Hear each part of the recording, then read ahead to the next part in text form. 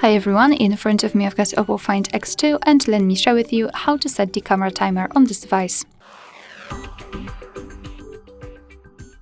So let's start with opening the camera app and of course give all the permissions.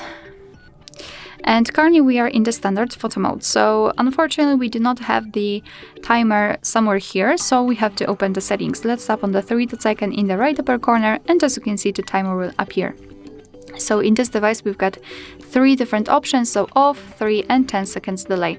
I'll choose 10 seconds delay, let me tap on it, and as you can see after getting back you will see the exact countdown inside the shutter button.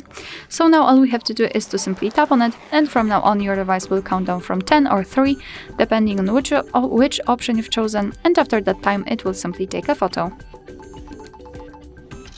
Alright, of course you can turn this option off. You do not have to, as you can see, you do not have to tap on the 3-dot icon. You can simply swipe your finger from the top to the center and tap on this crossed out icon, and from now on your device will take photos right after touching the shutter button.